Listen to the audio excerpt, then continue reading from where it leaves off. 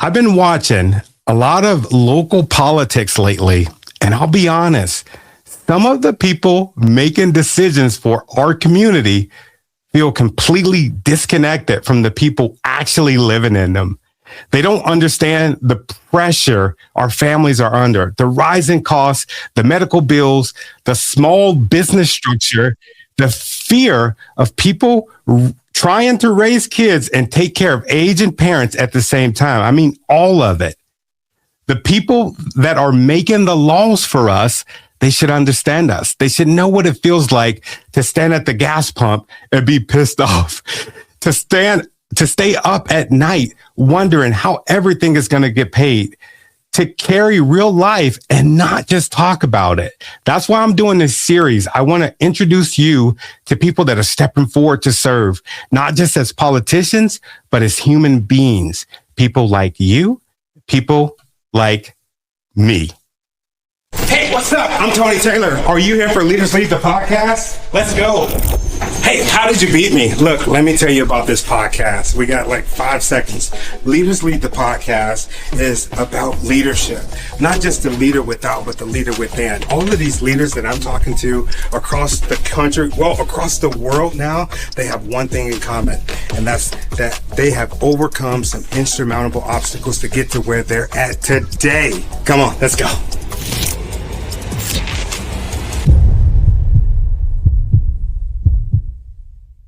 Hey, welcome to Leaders Lead podcast, everybody. I'm super excited. Today, I have Angela Taylor, who is running for District 2 here in Washington State. We're not related, but we're both good people, want to do good things for good people here in the state of Washington. Welcome to the show, Angela. Hey, well, how are you? I'm doing pretty good. It's good to see you. For the folks that are listening to this, I want you to know we had a pretty good conversation before we started. And let me tell you, she is one of the good ones. But I want to start off. We're going to go in hot. Are you cool with that, Angela? All right. Bring it on. I got it. You said something that really stood out to me. I think I read it on, I don't know if it was your website or something you posted. You said that you were tired of laying awake at night and hoping somebody else would fix stuff. And I'll tell you that hit me like right here at the heart. And I was curious, can you tell us about those nights? Like, what were you thinking? What was going on? Okay, well, so I come from a really difficult background, right? Really difficult life. If you asked if I've been through this or if I've been through that and how do I relate to people, it's because I've literally been through it all. And, I feel that pressure. I feel all of the weight of not being able to pay the bills. I feel the weight of working a job that's not really, giving me as much as I'm putting in. I feel the weight of living in our sandwich generation, they call it, where we're trying to take care of our parents, but also we're trying to raise our kids, which I've got like 5 of, and, just all of it. And in the past year, it has really just, the pressure is real, right? And so I've been there just laying awake at night and going, how the heck am I supposed to do this? And I wish somebody would do this, or I wish somebody would do that. And so I just started deciding, you know what? I'm tired of waiting for somebody else to come along and fix this for me. That's never going to happen. And if I want it fixed, then maybe I just need to take on the responsibility, get out there and just try to do it myself. So not that I think I can fix the whole world, but I'm going to try. So it sounds like you running for office is personal. And I think that is freaking very admirable for you, because we all know that these folks in these positions, they don't get paid a whole bunch, but they're working like 24/7. I know I was looking at a couple of our state senators and House reps, And I'm like, man, they're always going to all these different events. They're always going and speaking at different places. And then they turn around and then they're running, which is another bag in itself. I mean, that's like what you're doing right now. Mm-hmm. Is there anything that, like, when you first decided to run versus now, that kind of changed your mind completely about this process? Well, I'll tell you, I was asked to run. Actually, a close friend asked me to run for senator about 9 months ago. And I said, you're nuts. And I said, there's no way. What are you talking about? And so, and that just kept kind of eating away at me. And then I realized that, the second LD came to me, which, if you don't know what that is, second LD Democrats, they came to me and said, Matt Marshall's seat is up in 2026 and you got to run for this. And I said, I don't know if I'm equipped for that. What are you talking about? I'm just a mom that's trying to work every day and, get all the things done. And amid, what's going on in our country right now and just trying to survive, how on earth am I going to do that? And I finally just said, you know what, I'm going to put a date. I'm going to put an expiration date on it. So January 1st, I'm going to have an answer. Am I going to run or am I not going to run? And January 1st came and, I am Christian. So I said, I'm going to pray about it. I'm going to, think hard about it. I'm going to talk with my family about it. And, that didn't land real well with a couple of people. They said, what do you mean you got to talk with your family about it? And I thought that's kind of preposterous that they would even question why I'd have to talk with family about such a huge decision. But so I did. I said, nope, I'm talking with my family over it. And January 1st came and I just kind of sat silent the whole day. Is how I spent my New Year's. And by the end of the day, I said, you know what? I'm running for office. So, and I've just been, hit the ground running ever since. Got a hold of some great campaign consultants and just started looking at how do I do this? And so, ever since then, it's been my, I don't know, maybe my job that actually is paying is my second job now. It kind of feels like, because this one is taking up a lot of my time, but, we're definitely people in office. They definitely worked hard to get there before and with no pay. So does it seem harder than you thought it would seem? No, it's about as hard as I thought it was going to be. It is a constant go, a constant second guessing. Did I attend the right meeting? Did I go to the right function and meet the right people and say the right things? And that's the constant part of it. And then, it's just basically all of the strategy and everything. So it's exactly what I thought that it would be. And, I'm here for it. I'm loving every second of it. So that's the good part of it. Like I really do. I'm loving, people told me, oh, it's going to be such hard work. And it is hard work, which, I'm ready for. But I'm loving it too at the same time. Yeah, I think that's amazing that you mentioned before that you consulted with your family. And I think that's one of the most important things, because you often hear about politicians where they're given so much for the community. And that's all they're given. They're given 100% to the community, 0 to themselves, and absolutely, less than 0 for their families. So I commend you on that. And it sounds like that they're backing you 100%, that they're supporting you. So congratulations, because that in itself, I know is quite the feat. Yeah, they're definitely behind me. Not to say that I think maybe my parents might think I'm a little crazy, but they keep saying how proud they are. So yeah, there's that. Yeah. So.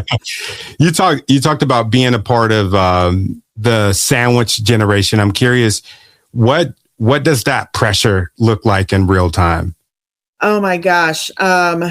I heard about it, about 10 years ago, this term sandwich generation. I thought, oh, it's probably not going to be that bad. What are people talking about?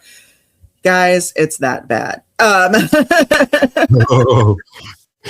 It's that bad. I was kind of living under this weird, thing where I thought, well, when my parents get older and they get Medicare, then first of all, that's simple. No, it's not. You got the Part D and C and all the things and who knows what the heck. And then they have to actually pay for their Medicare. Like, I thought Medicare was like Medicaid and it's free, and maybe, for working hard their entire lives, that what they get at the end is a little bit of free healthcare maybe. And, instead what they're given is, two people, and I'm not going to give out exact finances, but, two people trying to make it on $1,500 a month, and they still got to pay for their Medicaid. And I'm going, are you kidding me? How are they supposed to afford that plus, living? And the answer is they can't. And so that's where, if they haven't had the ability to make a pension or do a retirement plan. And my parents were self-employed. They owned a small dog grooming shop. So I grew up in a small business family, literally. And here's the deal, guys. My mom is a badass. That's the secret of the family. Like, and I didn't even realize it until last year. This woman, and I started looking at history, like our actual history books, and what women were allowed to do in what time periods. And I had always known that my mom wanted to be a dog groomer. And so when she was 16, literally with her own hands, built a dog grooming, like the building itself, and then made her own business. And about a year ago, I really started looking at the timeline of that. And she did that before women were allowed to have their own businesses. And I'm like, okay, so where do I get it all from? I'm telling you, it's my mom. I always thought it was my dad, but no, mom's a badass. And it's interesting. It's interesting getting that perspective, being able to, I'm sure you probably were growing up and you're like, oh, mom's going to work, or mom's working. But then when you look back and you're just like, oh, she was, not only was she working, but she was working against this and she was working against that. Yeah. I mean, that's not even the tip of the iceberg. I mean, then taking care of me, but also my brother, who was born with severe disabilities. And so she, when he was born, I think that this is what spurs my love for healthcare and why I want so badly for universal healthcare. And I mean, just healthcare for all. It's other countries have it. I don't understand why we can't have it. And so I'm going to be pushing hard for it, because my parents in 1980, so you have to think 1980 economics, and my brother was born with a lot of complications, had to be airlifted from Eastern Washington to Seattle Children's Hospital. And just him being born alone left my parents with $1 million hospital bill that they then worked for the next 25, 30 years to pay off. I mean, 30 years to pay off the debt from having your child literally just be born is insane. And I mean, and that's $1980. So if that were to happen today, how much money would that be? And I mean, I don't even want to think about it. And a few million. Yeah. Yeah. Far over $1 million. And, it's not something that should have happened. It shouldn't have required my mom working 3 jobs, babysitting in her, spare time, if there were any, and then also trying to take care of me. And so I look back at her, and she still was able to be a Girl Scout leader and all of that while still doing all that. And so, when people come to me and say, well, I don't understand. And she even comes to me and says, well, I don't understand how you're doing all of this stuff. And how are you fitting it in? How do you even have time to do all this? How are you not tired? And she's the answer, because I watched her. So you're like, of course you understand. Right. Oh man. I'm curious, with the rising costs of medical debts and supporting a family has it shaped the way that you see your district? Um, there's a little more added to it when you look at my district because it's a rural district, right? And so there's a lot of small business. We don't have any, Amazons down here. We don't have Microsoft down here or anything like that. We're small business. I think the biggest business that we have in our local area is maybe Wilcox Farms, supplies you with all your milk. And, but, so, it's all agriculture and small business. And so people that are just doing all the things that they have to do and just working like crazy. I mean, you walk around down here and, everybody looks like they just walked in off of farmland, and they're all just working just to make ends meet. And what I think is funny is, about a year ago, February 2025, because of the whole, Trump administration and all of that. And I was pretty angry about how, I think in that protest that I went to that year for No Kings, I was kind of upset about how LGBTQIA were being treated. And for those that don't know, two of my kids are identify as queer. And so I was pretty angry about how they were being treated and the whole, the two bills that are being run right now about keeping, guys out of girls' sports and all of that stuff, which is just really, just translates down to they want a really good reason to be bigoted and have that be all right. And it's not. And so, I went to that rally in Olympia and came away with it with two of my friends saying, you know what, why can't we just do this in Yelm? We want to get the word out in Yelm. It doesn't have to be like Yelm is notoriously a red area, right? Mm-hmm. And we said, why can't we just do it? What are they going to do to three ladies standing on the corner with a couple of signs? And so 2 weeks later we did it. And then 2 weeks after that, we decided to do it again. And a few other people showed up. And so we started doing it every 2 weeks, and every time a few more people would show up. And so fast forward to the last No Kings 3.0, we had 217 people show up. So from 3 to 217 in 13 months, I think. That is not too bad. I think we found the Democrats in Yelm. So Is there a big group of y'all, or is it a small group?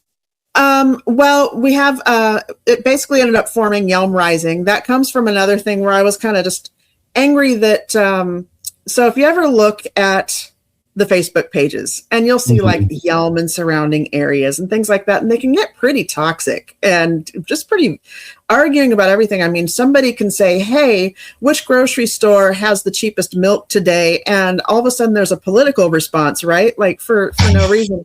And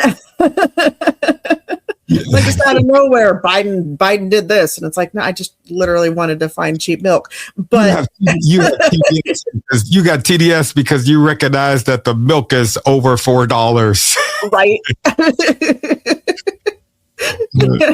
So I was just kind of getting irritated that there wasn't just a place that people could just go to and not have it be like that. And so one day I woke up and I said, you know what, I'm really kind of tired of waiting for somebody else to do it. There's no reason I can't just go online and create a group. So I went online and on Facebook created Yelm Rising. By the end of the weekend, there were 100 people in the group. There's now, I think, 450, give or take. And it really is just people wanting to not be afraid to have any other viewpoint than like blood red MAGA. Like, So you created a grassroots movement through a Facebook group, which I think is I think that's so cool, because what you're doing is something completely different than historically was been the norm. You go out, people running for office. They have these little mailers that they have, and they have their signs, and that's traditional. But now you see folks doing like what you're doing. They actually creating communities and creating groups. And I think that's cool. And you're meeting people where they're at by doing it on social media. So I think that is incredible. I want to go back a little bit to the No Kings rally. You were telling me a story earlier about how that actually sparked your political career, correct? It did.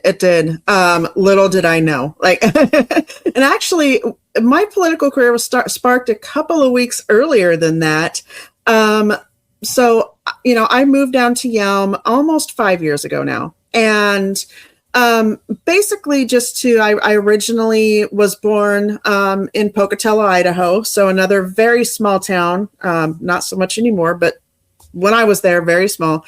We ended up living in Bellevue, Washington, because of, like I said, my brother having all of the medical concerns. We had to be really close to Children's Hospital in Seattle. And that's where his brilliant doctor was. And so we had to be right there. But as soon as I could get out of Bellevue, I did, because it's very blue. Yes, there's a lot of opportunity, but there's also a lot of just materialism that I don't really vibe with. So you gotta have a Maserati just to live there, right? Pretty much, yeah. And I do not, and I don't really want to either. So we moved. I said, where's a place that's a lot like Pocatello? I want to go back to that small town. And so we picked Yelm. And so I decided one day, I said, you know what? There's a town hall where there's 2 state representatives and a senator that are going to be there. And I said, you know what? I'm going to walk down. And we live like 5 blocks away from, because it's a small town, from the community center where that's going to be. I said, I'm just going to go over and check it out, see what's going on. And it was innocent enough. And so my motivation. By the end of that, I was just angry because they were saying a lot of things that just were not true, that they could not validate, and they weren't even going to try. And one of them was Senator McCune had said that there was profanity in the books in the library in Yelm elementary schools. Well, that set me off. And because I volunteer in Yelm elementary schools, and I was on the booster club for the elementary school. And so I said to him, what can you tell me a resource? Can you give me a book that has that? Like, which book? Because I volunteer there. 2 of my kids go there. I'm concerned now. I want to know. And he couldn't tell me. And I said, well, you have to know at least one. He said, well, there's a list online. You can go check it out online. I said, oh, there's a whole list. Well, then surely at least one title, right? In elementary books, they're not, hop on pop. It's not hard to remember, right? And so I said, you got to be able to remember one. And he said, nope, it's all online.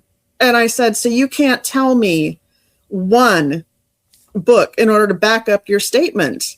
And I left there, and he couldn't, but because the statement's not true. And so I left there just fired up. And I went from, I thought that I was someone who didn't want to step too far out of their house. I'm, not an extrovert. I'm quiet, and I walked out of there with this rage in my gut and going, I don't know what happened, and ended up going to have coffee with a couple other people that were there who ended up being from the second LD Dems. And that's how I got involved with them. And Yelm Rising sparked after that. And here I am. And I went home that day. My husband said, so how was it? And I was like, We gotta talk. I don't know. There's a whole thing now.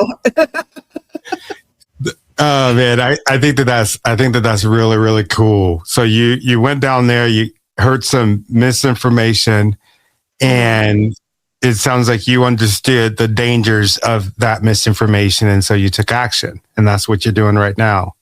Yeah, it has not stopped since then. I went to Matt Marshall's town hall this last March. It was his own town hall. That's the incumbent, right? Yeah, that's the incumbent. And, he showed up on video. It's his own city that he lives in and his own town hall, but he couldn't be there in person, which is still just kind of mind boggling. Wait a minute. Wait a minute. I'm an advocate for social media and technology. I mean, I absolutely love it. But so you mean I'm trying to, not to cut you off, but I'm trying to get this straight.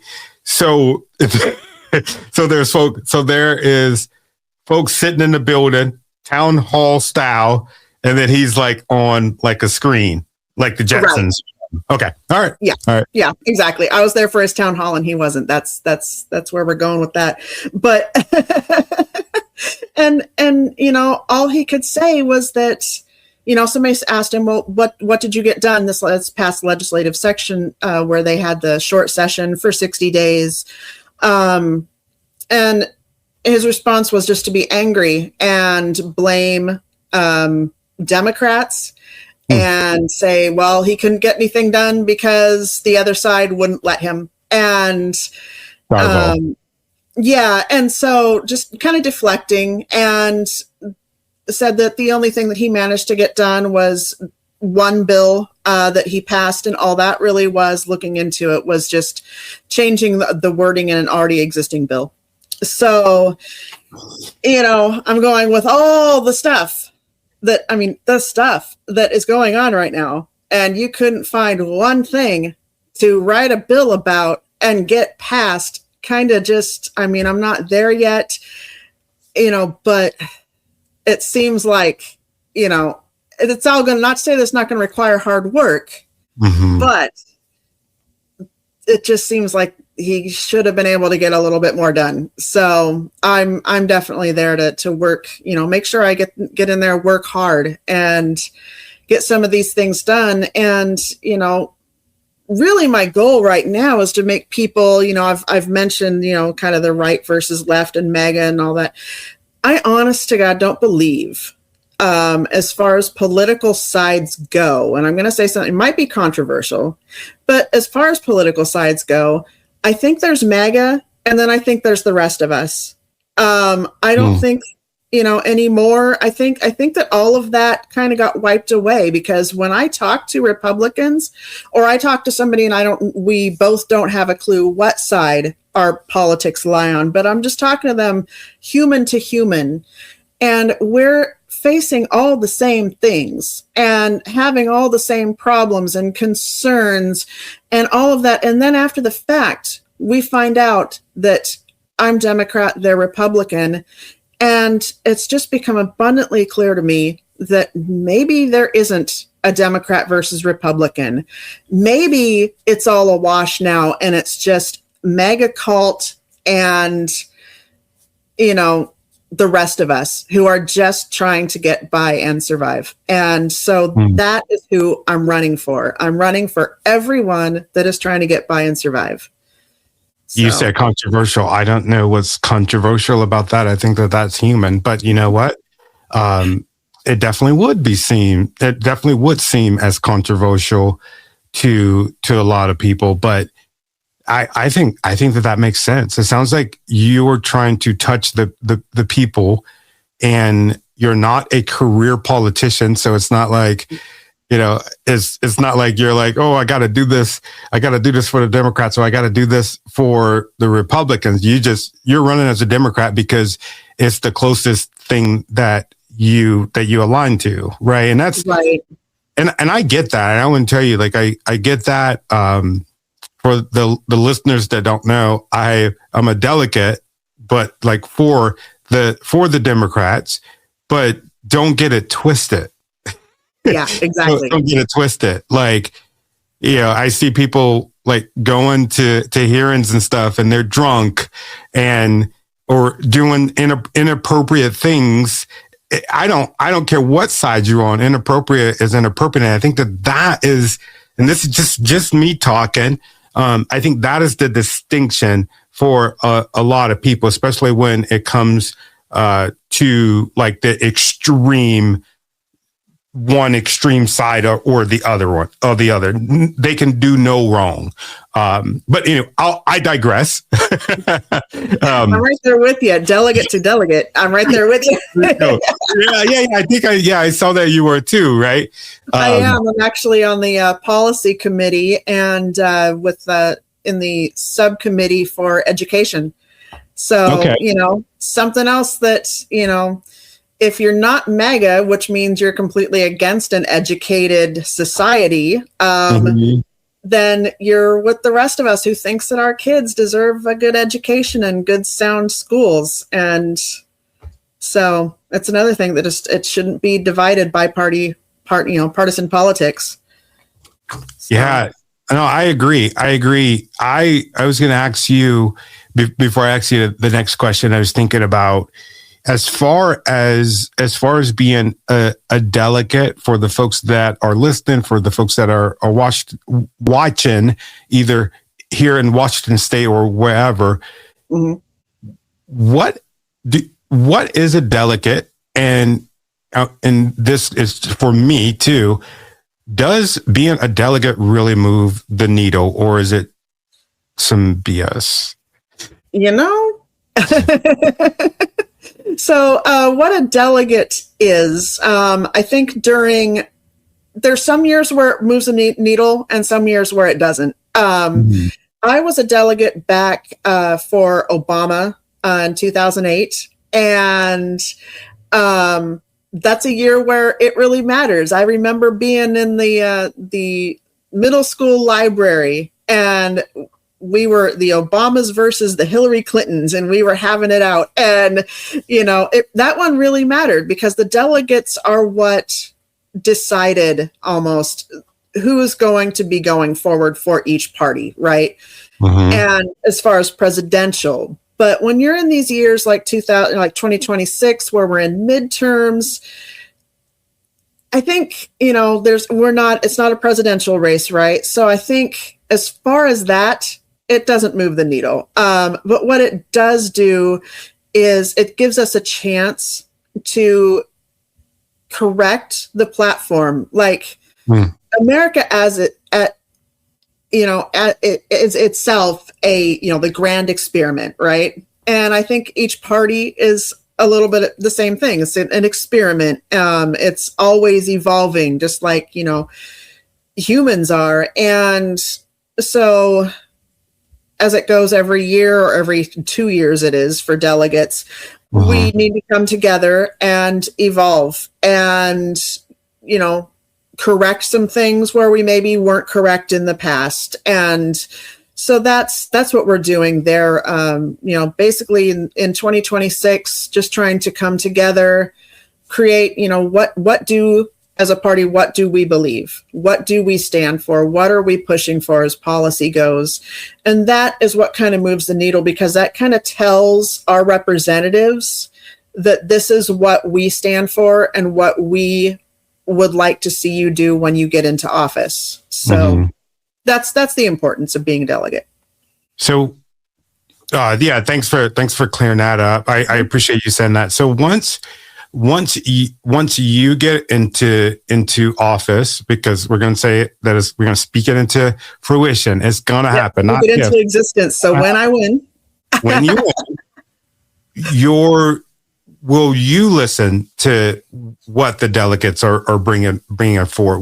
Will it just kind of be on the wall somewhere? Or like, will it be like, okay, this is what we said that we're going to do as a party, so I'm going to be a part of that? Or will you ignore them? It's kind of funny. I have thought about that a lot. It's actually so important to me. I went to Lobby Day, right, in Olympia, and that's a day where you're able to go just as a average citizen, and you sign up and for a 15-minute meeting with your representatives, and you're able to talk with them about the stuff that's important to you, or you're supposed to be able to.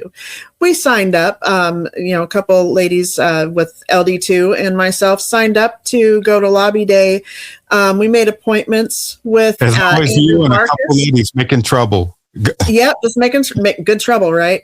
And so we went. We had appointments with Andrew Barkus and Matt Marshall. Those are our two representatives here in LD2, and with Jim McCune. None of them had time to speak with us, so we spoke with all of their aides.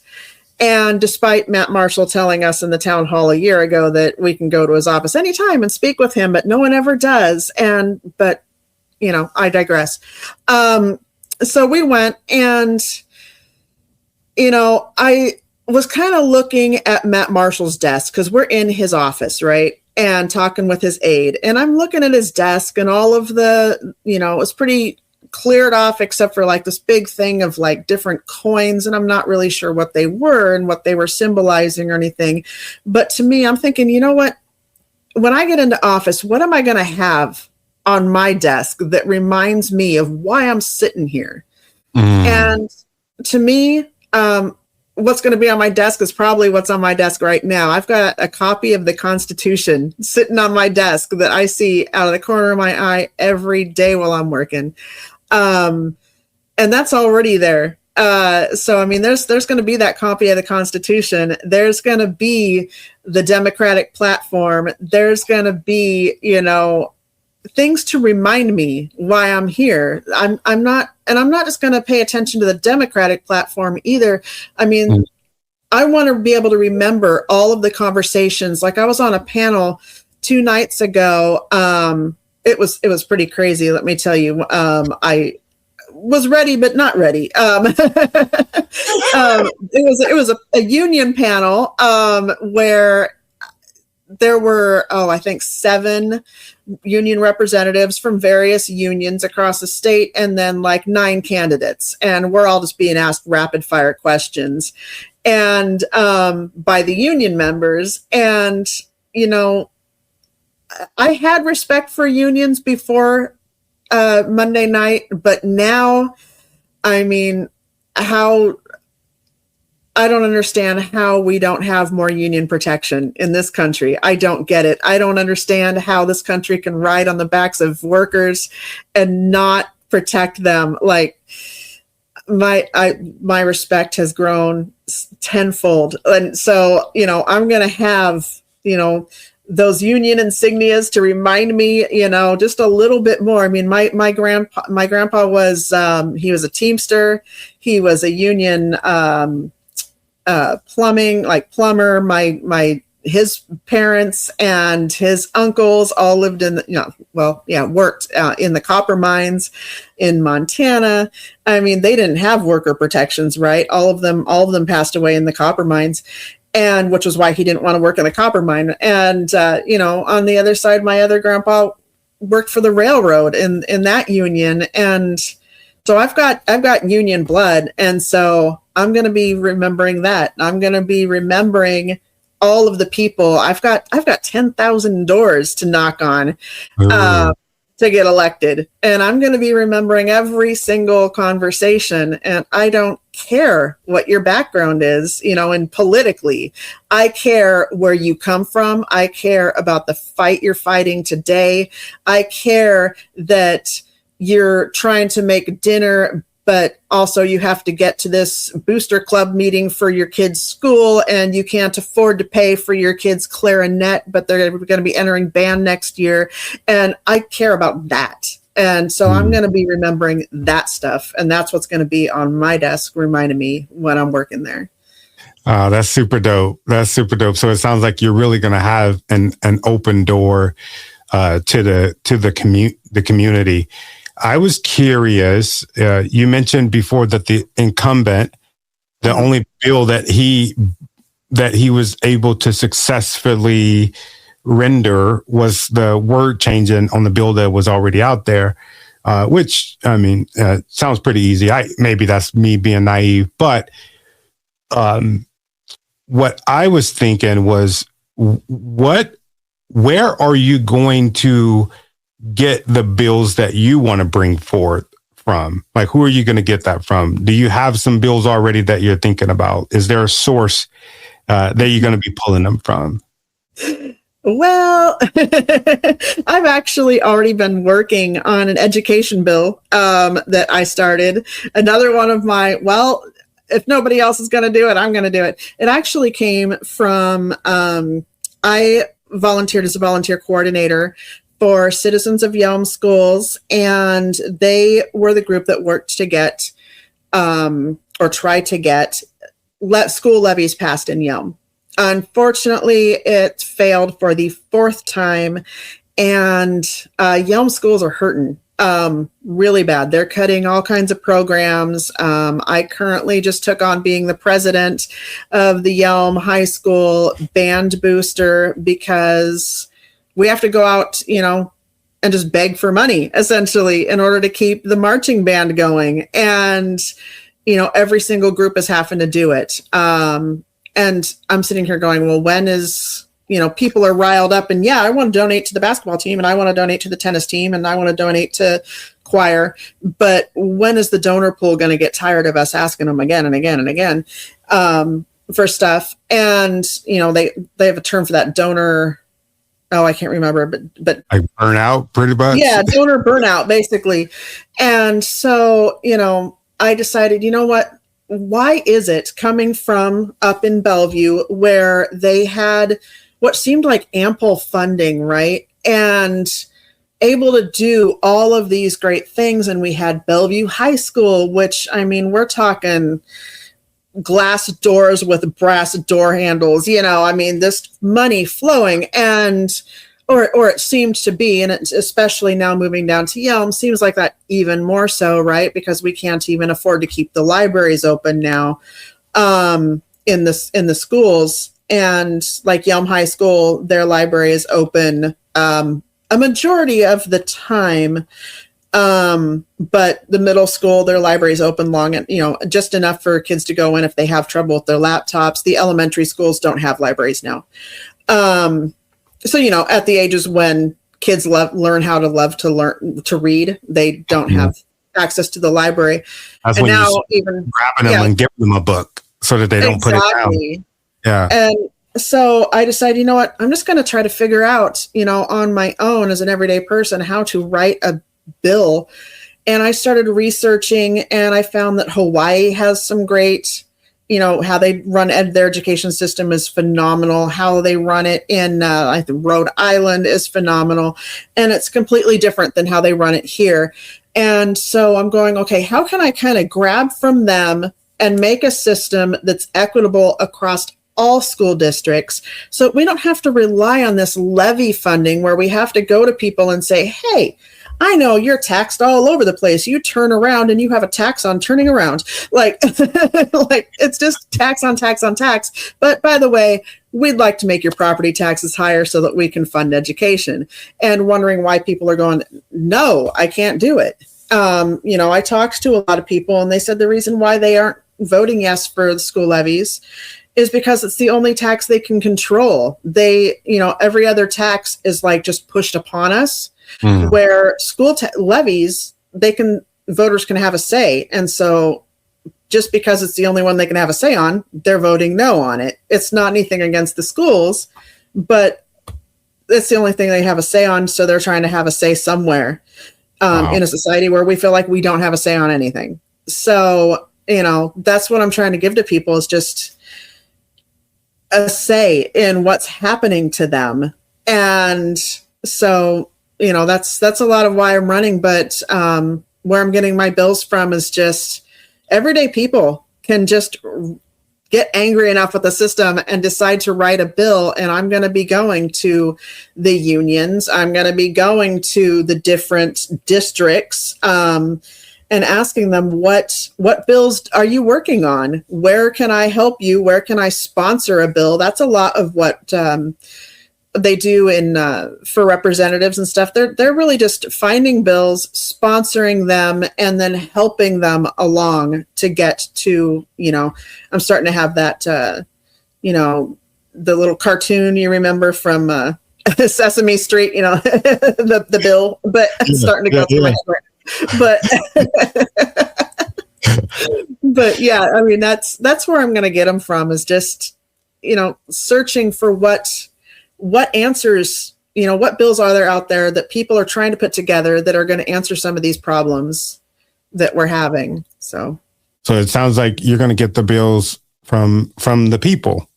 Yeah, absolutely. I mean, we don't need bills that are going to help, mass corporations do better, right? We need, just because that's who gave money to someone's campaign, that's not, what I'm going to accept either. I'm grassroots, and I am accepting donations from everyday people, and that's who I plan on listening to when I get in office.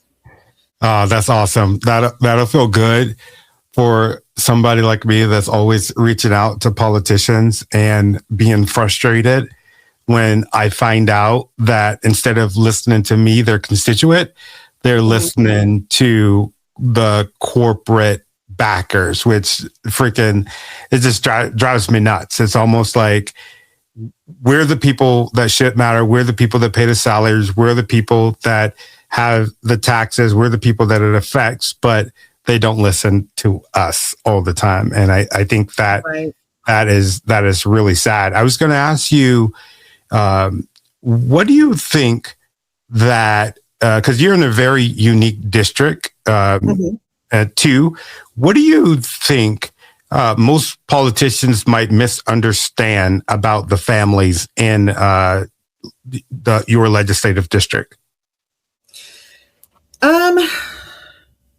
I think where I'm hearing, just from talking to people here, they feel misrepresented. And I think that's why a lot of them will say that they're Republican. And they really grasp onto that. And they don't want to move from it because we live so closely to Olympia that they feel like when legislators get to Olympia, everything is just blue. And so that's all being pushed on them.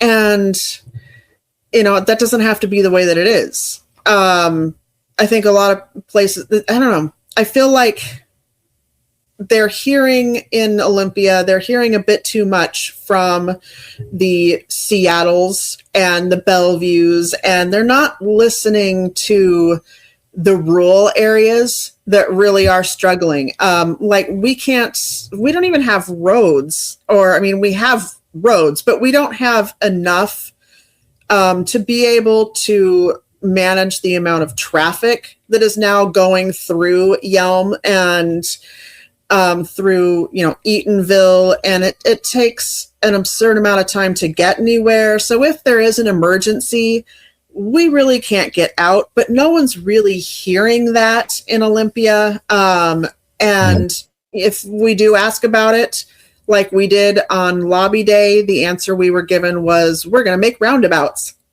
And that'll fix it all. Everything. And that's all we heard from all three. Oh, roundabouts. Oh, okay, that's great. We got a houseless crisis here.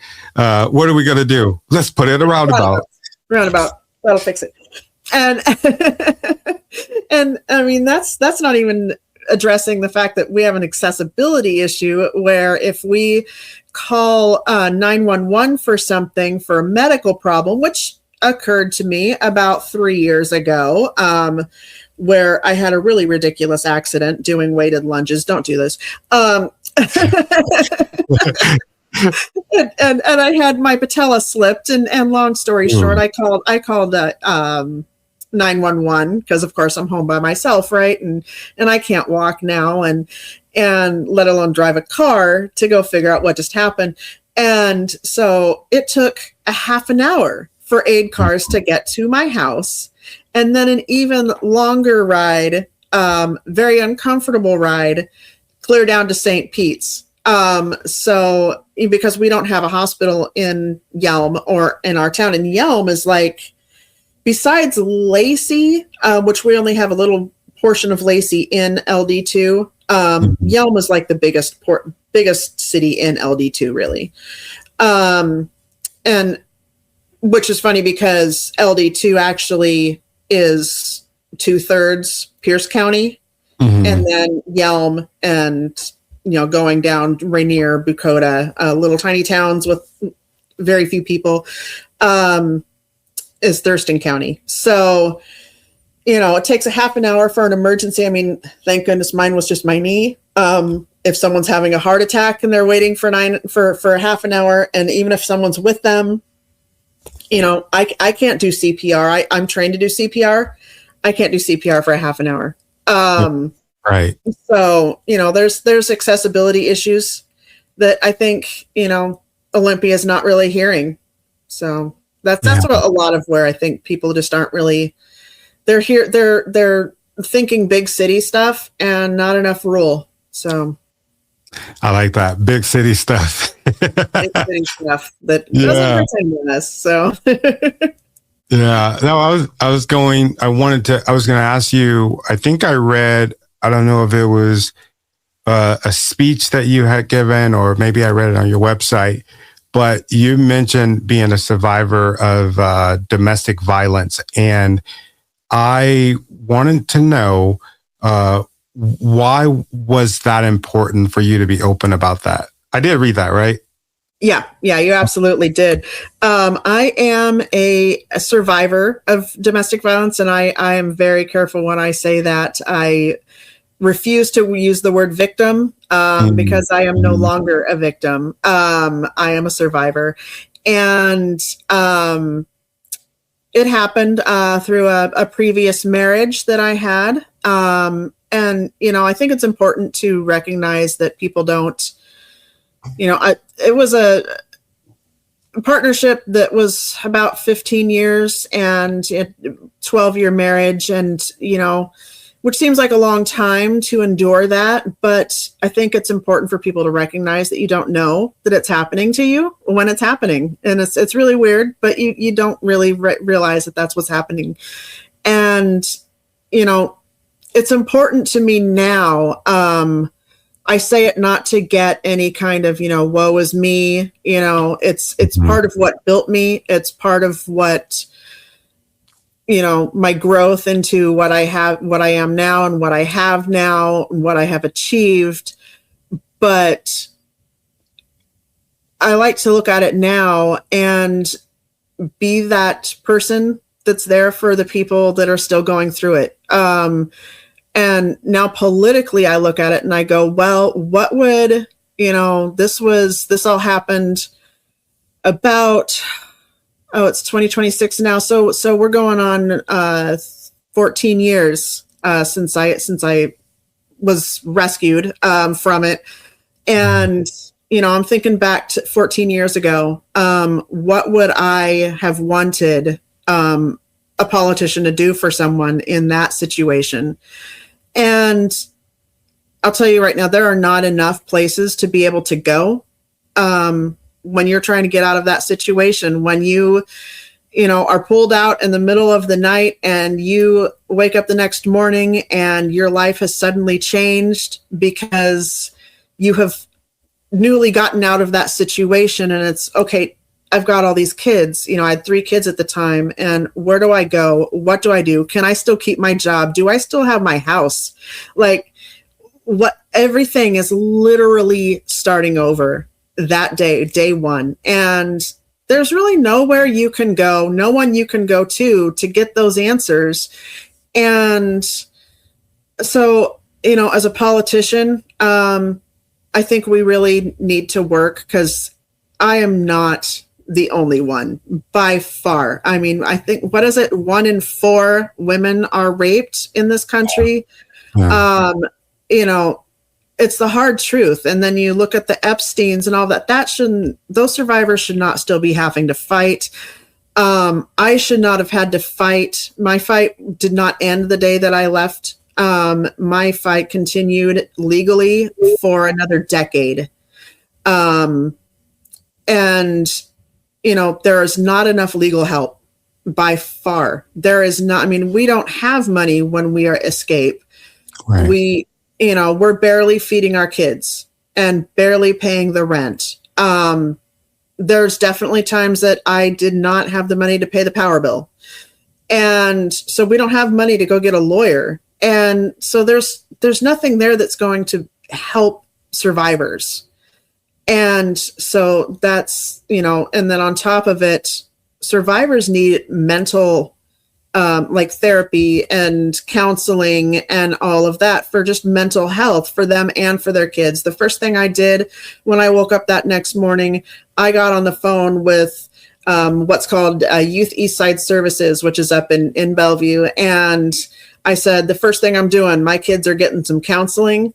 My kids are going to the dentist now, which they weren't allowed to do for years. I mean, I've never been so happy. You would never see someone so happy to make medical and dental appointments for their kids as I was that day. But, but we need to make sure that all of those things are there for survivors and for children of survivors when they do finally get out of the situations that they're in. So. Wow. Thank you for sharing that. I was also curious if, you surviving that season, did it shape you into the leader that you are? I think so. I mean, it's definitely, people have used a word. So I don't label myself as this, but it's definitely a term that has been applied to me where people have told me that I have tenacity. And I think that's where it came from. I mean, when you survive something like that, it definitely puts a little bit of like that, the vision that comes in my head is like that lion, that is there, that is ready to, just kind of get out and kind of protect. I definitely have like that. My mom actually gave me a shirt that says, it's something, a bear mom or something like that. And it's basically that protector. But now it's just not just extending to, I want to protect my kids. Basically, I want to be there to provide for everyone. I'm seeing all of the things that we're falling short on, and I want to be there to provide that. And so if, it seems to me like the most logical step for me, maybe not most people, but for me right now to do that is by, performing my civic duty, which is basically all it is. Running for representative is just a civic duty that I'm feeling called to perform. So. Yeah. You mentioned that you had a fear for your brown skinned grandchild and also your son-in-law. And I was curious, what does that fear look like for a mother-in-law? Yeah. Mother-in-law and a grandmother. Well, now you're hitting on the part where I almost teared up just hearing you ask the question. So I'm a brand new grandma. So there's the happy news. He is 10 months old last week, and he is the most perfect baby I think I've ever seen. Not gonna cry about it, but his dad, my daughter's fiance is where we're gonna call it right now. I think of him as my son. Her husband, they're unable to get married right now because they don't know about the immigration and all of that. So a little bit of backstory. He's from India, and his parents were from India.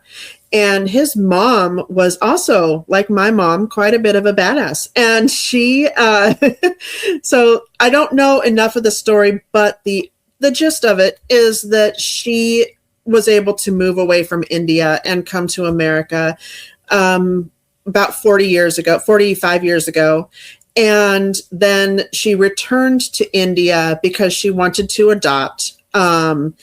And so she went to this little tiny orphanage and found him just kind of sitting alone in a room and said, I'm going to adopt that one. And he was, I think, 3 months old. They said when he was adopted, and she brought him over to America.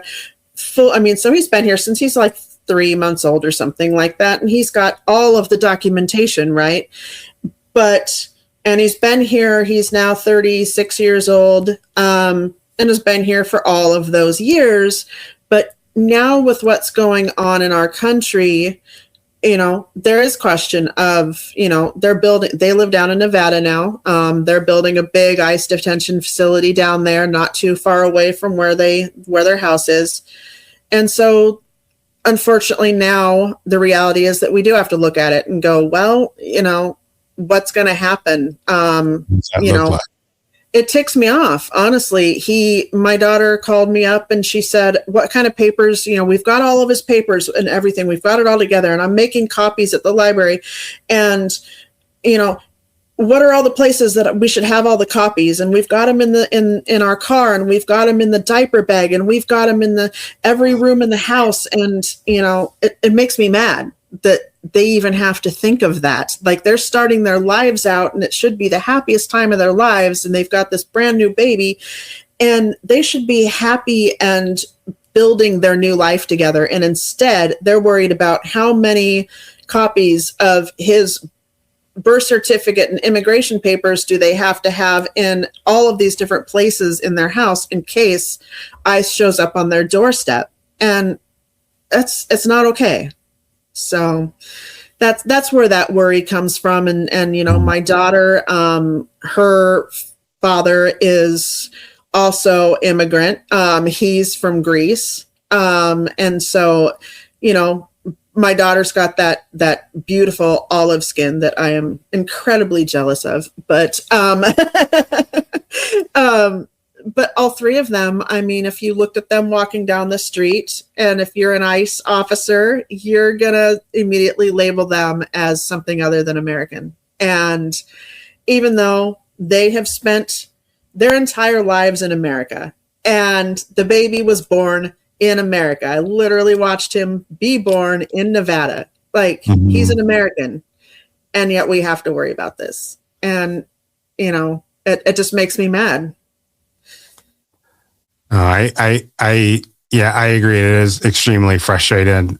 I cannot imagine what that would feel like for him and for her, having to make sure the diaper bag, or make sure it's in the car. Like, that is no way to live. And I think that is very unfortunate that we have come so far in society, but yet we've gone so low to the times that we're in, right now, right here today. And especially in Washington, is that a concern in your district? And if so, what are we going to do to fix it?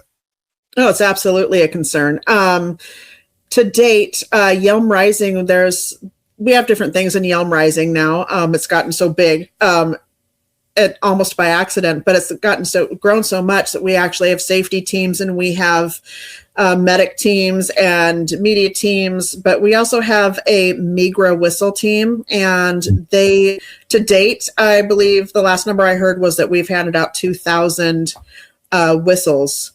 So, or whistle kits that have the zines and the whistle. And we have someone who 3D prints all of the whistles, and it has the hotline number to call on the side if you see something happening with ICE. And that's in response to the fact that, we're a big agricultural town.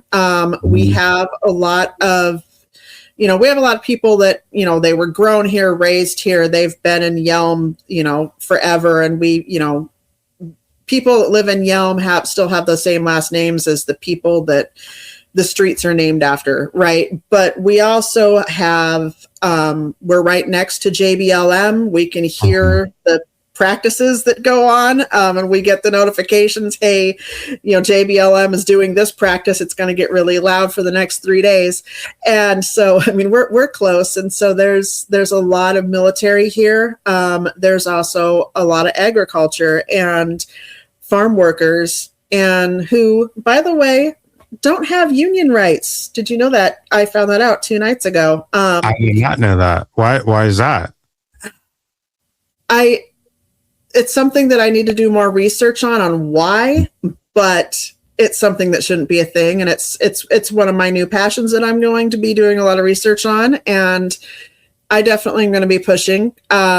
If when I get elected, I'm going to be pushing for unions for farm workers and agricultural workers to be able to unionize, because a lot of them are immigrant workers and they're just here for the same reason that we're here, for the same reason that my ancestors came here, from Ireland and England, over in the boat, landed in Saskatchewan, and then came down. And I mean, that happened 100 years ago, not even 100 years ago. And why do they have less rights than I do? Just because they came over today as opposed to 85 years ago. Why do they get less rights than I do? And that's something that has never clicked in my brain to make any sense whatsoever. I don't understand. And so that's what I'm going to be fighting for, because everyone should have the same rights as everyone else. And it's one of those unfathomable things that I don't think I'm ever going to understand, of why one person gets fewer rights than another person. Nor should you understand it. My mom used to always say, as soon as you start understanding why evil and wicked people do evil and wicked things, then you become them. So yeah, I think the same thing. Wow. Maybe it's good that we don't understand. I was curious, have you, because this is still early in your run, right? Yeah. Filing week is next week. So next week. So you haven't probably gotten any kind of mudslinging or anything like that, right? No, and I really don't want to. It took a while. The last protest that I was at, I made it a goal to go around. I wasn't really protesting. I just went to every person that was there and thanked them for being involved, thanked them for, taking up their First Amendment rights, their freedom of speech, and being out there and addressing what was concerning each of them that day, and let them know that I was running.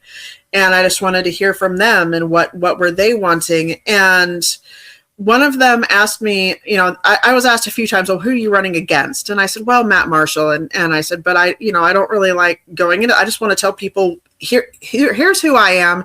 Here's what I believe. And here's what I'm going to be running for. And then other than that, I just want to hear what other people have to say. What is everyone's concerns? I don't want to get into Matt Marshall. And I didn't really want to say I told someone, I don't even really want to say his name too often, because, he can advocate for himself. He can run for himself. And why give him extra, if you mention his name, you're just giving him extra publicity, right? And so I was kind of going that way about it. And I really don't want to get into mudslinging.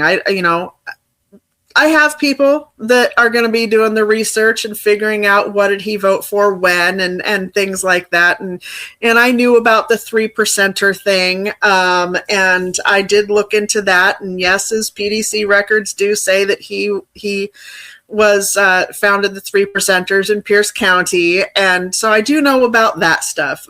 But I'm not here. I've never been that person. I've never been, even when back in school, I talked to all the other kids that nobody else would talk to, right? Because I didn't like the whole, bullying that goes on in school. And I see the same thing in politics, the bullying.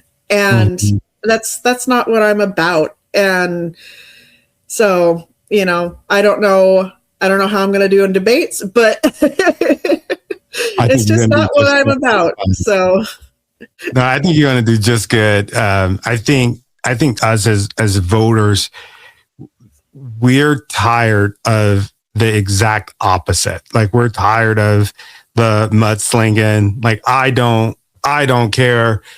Yeah, they dig it up this freaking affair, dig it up this, dig it up that. What I care about is that person is going to get into office and they're going to do what they said that they're going to do. And they're going to listen to the people. That's what I care about. I don't care about what else, all the other curricular stuff.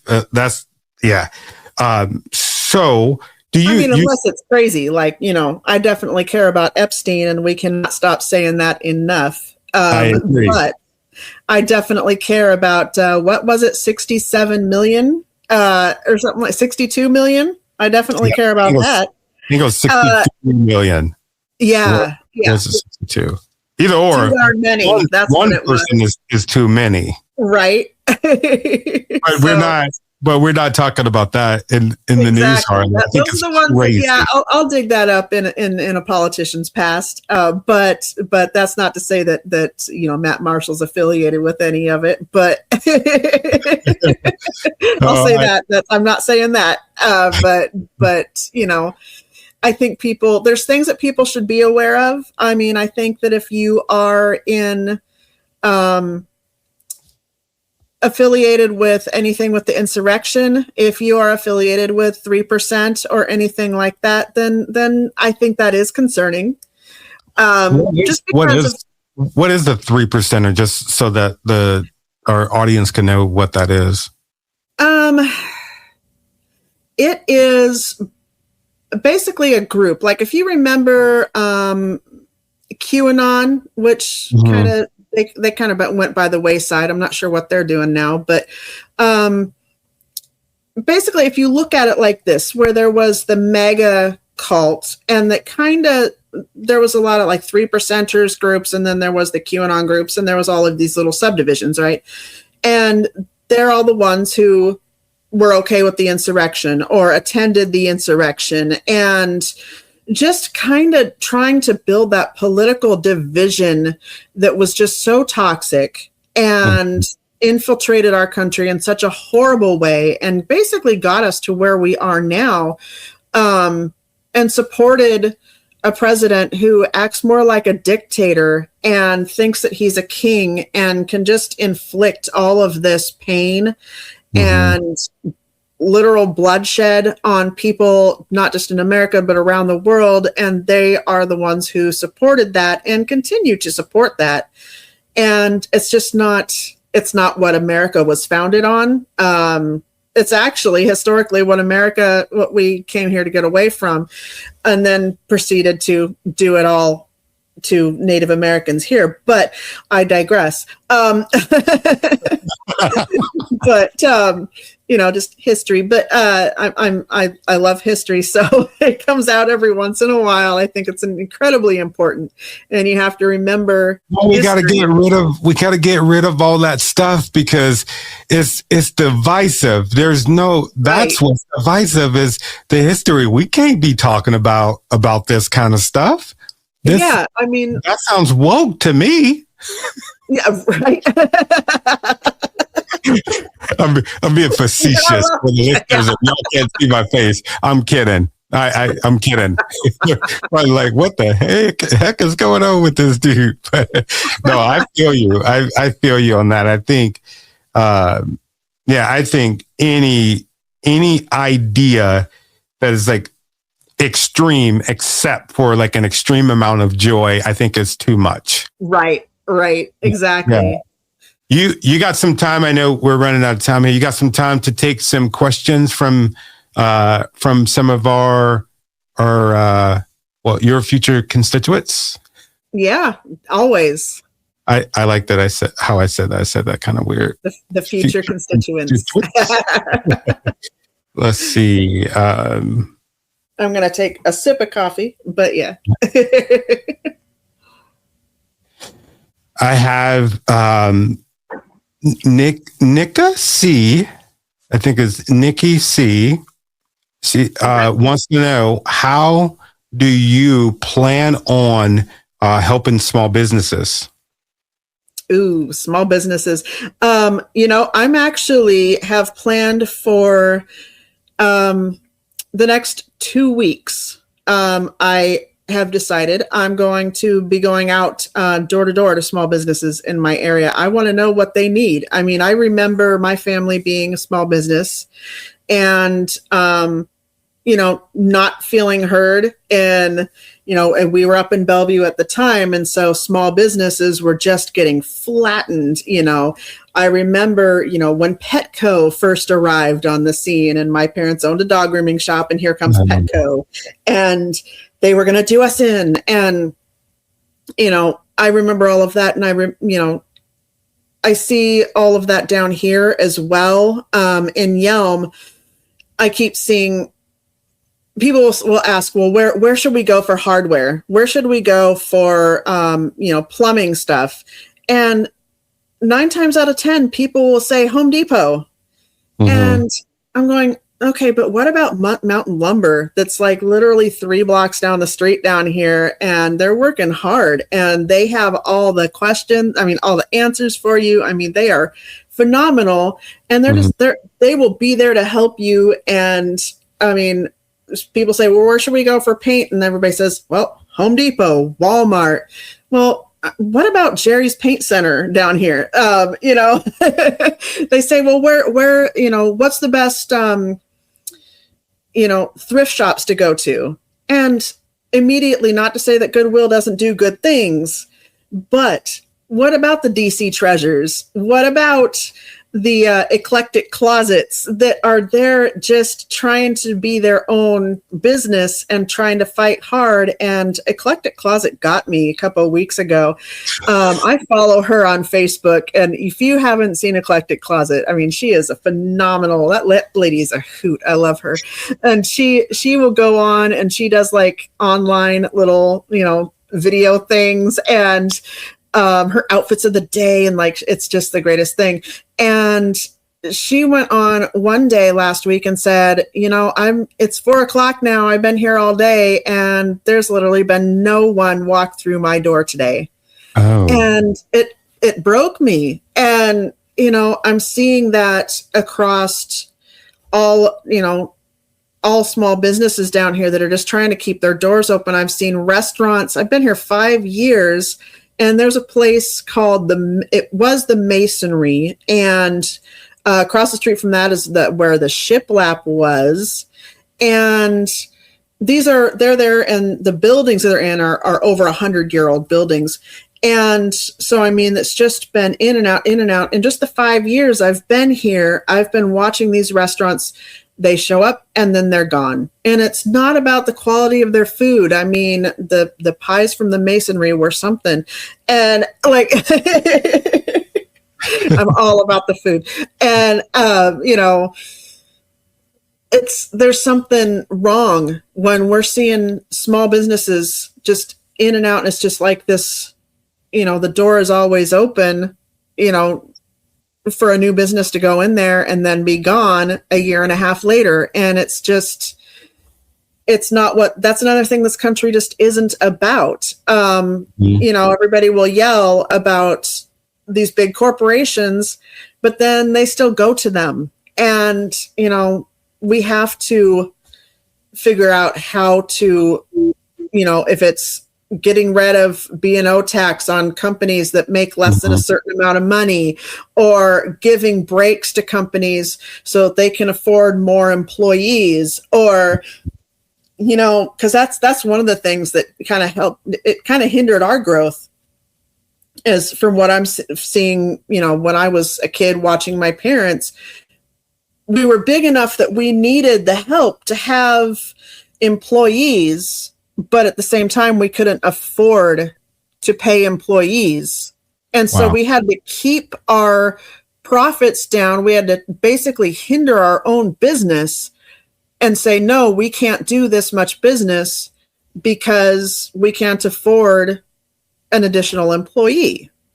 And so they're hindering that growth of what small businesses could do. There's so much, it's almost like hindering our kids' growth in schools, right? Where you see so much of what they could be and what they could do, but it's so hindered by red tape and just things that are just not allowing that growth. And so, Yeah. So I want to be able to get in there and see what is it, there's something broken in the machine. And I think that's really what it is. There's something broken in the machine. I want to get in there and figure out what it is and fix it, No, I see that. And I think about it as, I try to be fiscally responsible and also a good steward to the community.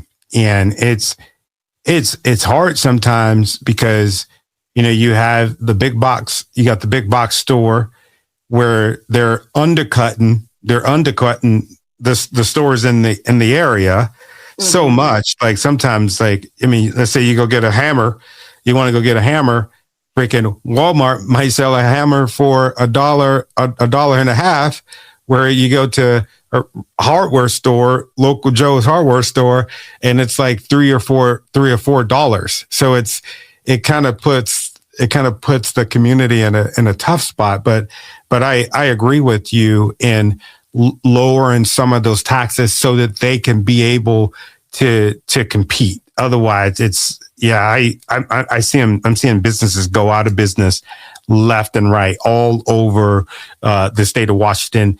And it doesn't matter what county they're in. It doesn't matter what type of business they're up, they're gone. There's somebody else new, and it's just a forever going kind of merry-go-round. So I appreciate you for answering that and also being a steward to those small businesses. I got a question from my good friend Elizabeth Jean. She says, what are they going to do about Washington residents being taxed out of this state? I'm trying to figure what she might be talking specifically about, because that's a big question, right? So there's a lot of different answers. Places you could go with that. So like, is she talking about the millionaire's tax? Is she talking about that? Well, go there. Big corporations are gonna go run away because we might expect them to pay a little bit. But and first of all, I'm going to address this one real quick because I wanted to address it the other day, and I was definitely addressing it to my television as I was armchair quarterbacking. I talk to my television a lot, usually about Seahawks and Mariners games, but also when everybody got up in arms about Starbucks, saying, "Oh, they've built another place, and they're going to be moving." And so, because they built another headquarters, and so they're leaving because of the millionaire's tax. I went, go ahead, let them go. My brain exploded, right? First of all, even in that same news report, they stated that that they aren't tearing down their headquarters here. They're building an additional headquarters, which means they've just gotten bigger, right? They're not hurting. If you have to have two headquarters, you're pretty darn, you're doing well. You're selling a lot of cups of coffee. And so they're not leaving here. I almost went into the whole Sonic situation. I won't. I want to, but I won't. But they're not leaving. Starbucks will, the millionaire's tax is not going to make Starbucks leave. It's not going to make Amazon leave. I grew up my whole life, watching a lot of people around me. A lot of my friends' parents worked for Boeing, and I kept hearing how, Boeing's going to leave. Guess who is still here? Boeing. They're not leaving. But they are going to be expected to pay their way a little bit. I mean, why are we okay with an upside down regressive tax system? And we have to be afraid that the people that are making us poor might leave. I mean, isn't that insane when you think about it? Like the people who, exactly. And, so first of all, they're not going to leave just because we're expecting the wealthiest 3%, to pay their way. I was asked a couple of days ago about that, and we're actually putting it in the Democratic platform. I was in a meeting last night talking with Democratic platform delegates, and we are putting in a clause basically in the platform that says that we will not let the millionaire's tax go below the million. Like you have to make, and it's not million, it's over $1 million. Mm-hmm. So it's like something like $1.2 million, which, I make $21 an hour. It's not going to affect me. It's not going to affect the majority of the people. It's not going to affect any of the people that I know. I don't even want to say the majority, because I literally don't know a single millionaire. And I don't think most people do. So it's really just a scare tactic. People are not leaving Washington State. And I remember my grandpa, he's a funny guy. I used to get on the phone with him, and one of his first questions he would ask is, and he's in Idaho, and he would say, "What are the gas prices over there?" And I'd say, "Are you coming over here?" "No." "Well, then why do you care what the gas prices are?" And I tell him, even when I was a teenager, I would tell him it doesn't matter, because what are the wages in Pocatello, Idaho? My grandma thought I was rich when I started making $8 an hour, and she about lost her mind. And and it's because the best they could do over in Pocatello at the time was like, I don't know, $5 an hour or something. It's like 1995. But yeah, I mean, it's all relative, right? Right. Everybody across the country is hurting to the same amount, and yeah, they pay less, in other places in the country, but they also get paid less. I mean, they get paid less, they pay less, and so over here we get paid a little bit more, even though it doesn't seem like it. And where the heck does that money go? But it's all relative. So yeah, no, I appreciate you saying that. Everybody in the country, as far as a whole, if you actually look at the numbers, like, we are hurting. Things are rising. Our economy is in shit, but